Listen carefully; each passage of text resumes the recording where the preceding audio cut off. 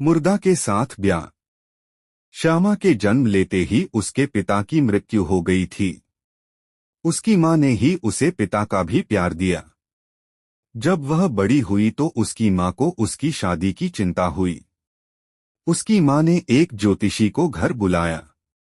श्यामा की जन्म कुंडली देखकर श्यामा से ज्योतिषी बोला, आज के बाद जो तीसरी एकादशी आएगी उस दिन तुम्हारी मां की मृत्यु का योग है। इसके 2 महीने के बाद तुम्हें एक मुर्दा आदमी मिलेगा जिससे तुम्हारी शादी होगी। समय गुजरता गया। तीसरी एकादशी के दिन श्यामा की मां मर गई।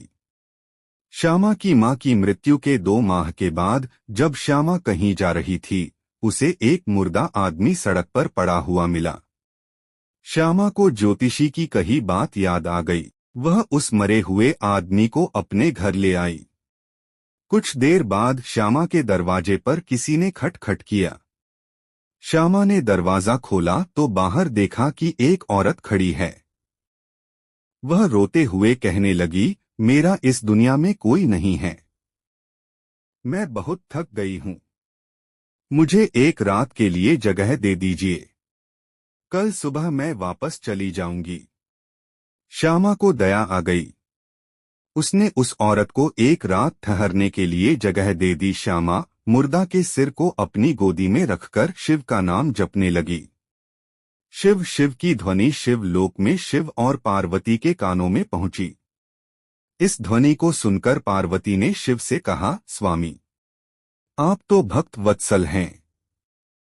श्यामा के जीवन का कष्ट क्यों नहीं हर लेते हो? देवी, चलो श्यामा के घर चलते हैं। शिव ने कहा। शिव और पार्वती ने जोगी और जोगिनी का वेश धारण किया। वे दोनों श्यामा के घर भिक्षा मांगने चले गए। शिव पार्वती की आवाज को सुनकर श्यामा ने उसके घर में रुकी उस औरत से कहा, बहन, तुम थोड़ी देर तक इन्हें, उस मुर्दा शरीर को अपनी गोदी के बल लिटाओ। मैं तब तक कुछ चावल निकालकर बाहर भिक्षा देने जाती हूँ। यह कहकर श्यामा भिक्षा के लिए चावल निकालकर बाहर की ओर चली गई। उस दूसरी औरत ने उस मुर्दा शरीर को अपनी गोदी के बल लिटा लिया।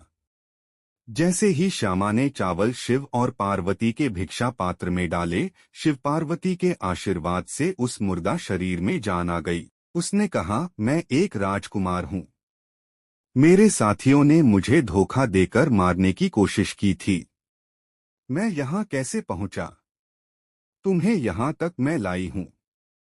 उस दूसरी औरत ने राजकुमार से कहा। यह देखकर श्यामा को आश्चर्य हुआ। उसने ऊंची आवाज में कहा, यह औरत झूठ कह रही है। तुम्हें यहाँ तक मैं लाई हूँ। राजकुमार को श्यामा की बातों पर विश्वास नहीं हुआ। उसने उस औरत को ही सच्चा समझा। वह उसे अपने दरबार में ले आया। उन दोनों की धूमधाम से शादी हो गई। एक रात राजकुमार को सपना हुआ।